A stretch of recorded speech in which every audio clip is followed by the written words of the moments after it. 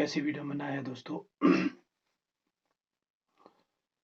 देश को खिलाने वाला किसान आज खुद भूखा प्यासा बैठा है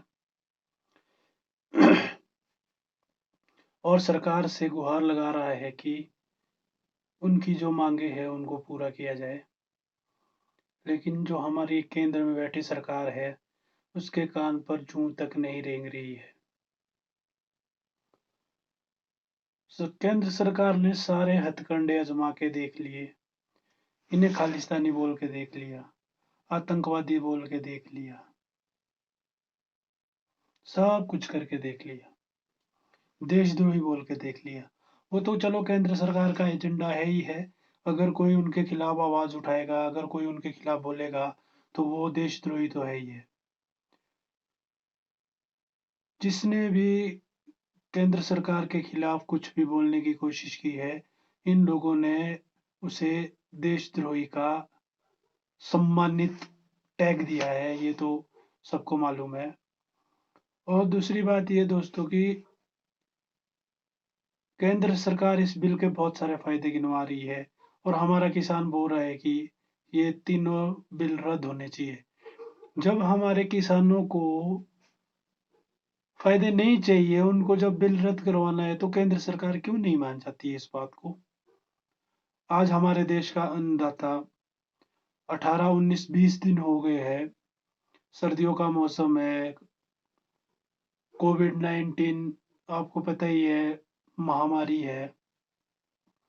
इन सब के बावजूद हमारे देश का अन्नदाता, हमारे देश का किसान अपनी मांगों को लेकर अपने घरों से दूर ठंड के मौसम में हमारी माताएं, हमारी बहनें, हमारे बुजुर्ग जितने भी हैं,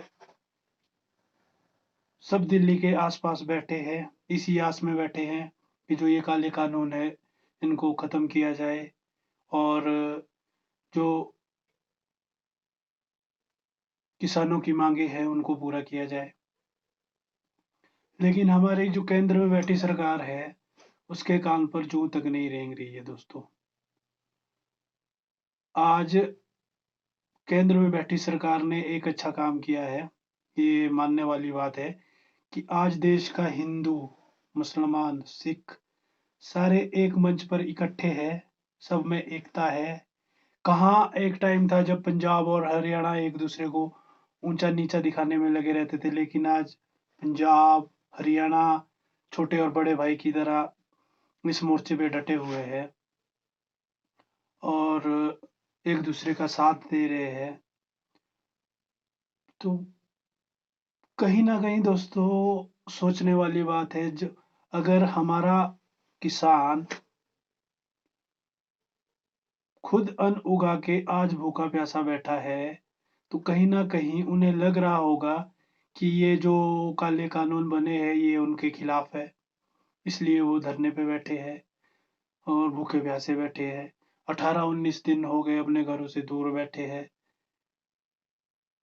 तो दोस्तों कहीं न कहीं सरकार को भी ये बात अब मान लेनी चाहिए, अपनी बातों को मनवा के बिना वापस नहीं जाएँगे। तो रही बात अंबानी, अडानी की, वो तो सबको पता ही है। इन बिल के बारे में लगभग अब हर इंसान को पता है कि क्या ये बिल है, कैसे बिल है, किसको फ़ायदा है, किसको नुकसान है। ये अब वो बात करने वाली नहीं रही है क्योंकि 80 करोड़ किसानों का देश है हमारा हिंदुस्तान और कृषि प्रधान देश है। तो लगभग सभी किसानों को पता है, आम आदमियों को पता है कि ये बिल क्या है। इससे ना केवल किसानों का घाटा है, इससे आम जो जनता है, जो किसानी से नहीं जुड़ी है, उनको भी काफ़ी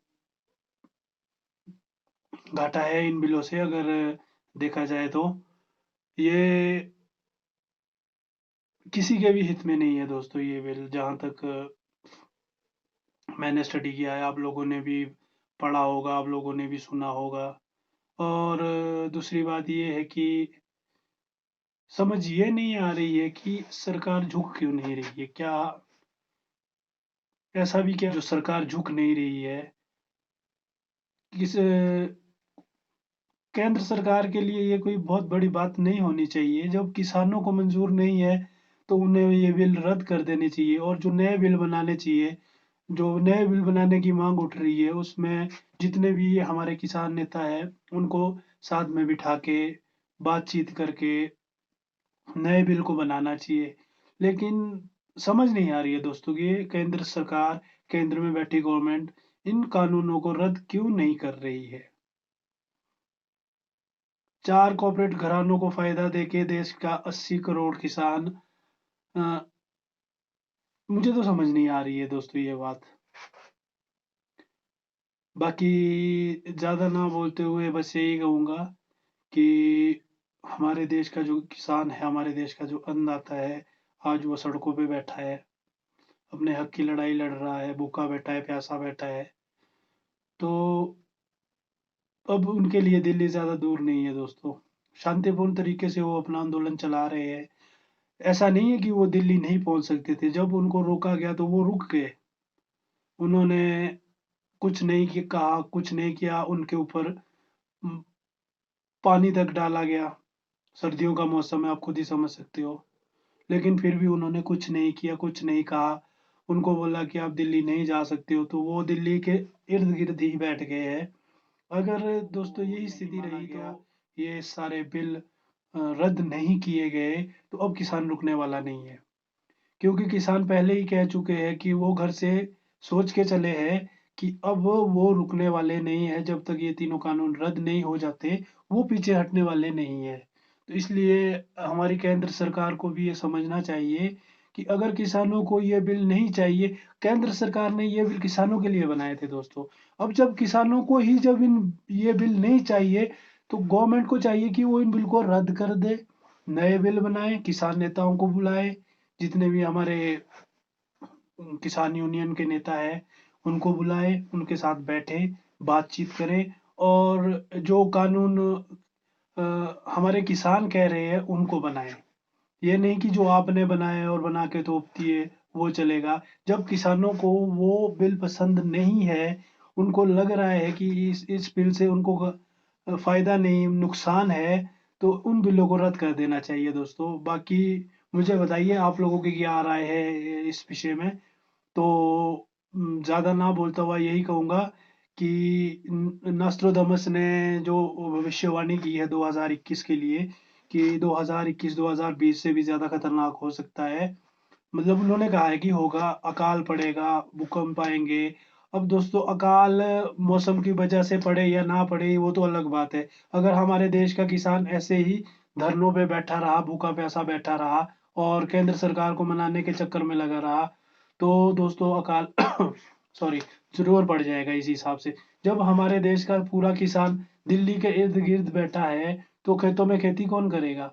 और दूसरी बात ये है कि केंद्र सरकार को समझना चाहिए कि अगर ये किसान धरती माता का सीना चीर के पूरे देश के लिए अन्न उत्पन्न कर सकता है, तो अगर वो अपनी ज़िद पे अड़ गया तो वो कुछ भी कर सकता है दोस्तों। तो इसी के साथ मैं अपनी वाणी को विराम देता हूँ। किसान एकता ज़िंदाबाद। I am always supporting farmer. तो मैं किसानों के साथ हूँ। आई होप कि मेरे देश के 135 करोड़ में से 100 करोड़ तो मेरे देश के किसान के साथ होगा। आई सपोर्ट फार्मर और मैं हमेशा उनके साथ हूँ और उम्मीद करता हूँ कि ये जो सब कुछ चल रहा है, इसका जल्द से जल्द निवारण हो और हमारे किसान भाई अपने-अपने घर चले जाएँ और अपने-अपने घरों में अपना-अपना काम करें क्योंकि सर्दी का मौसम है, बहुत ठंड है और ये लोग हमारे जो किसान भाई हैं, सर्दियों के मौसम में इतने ठंड में अपने घरों से बाहर हैं, ट्रैक्टर और ट्रॉलियों में अपनी रातें गुज़ार रहे हैं।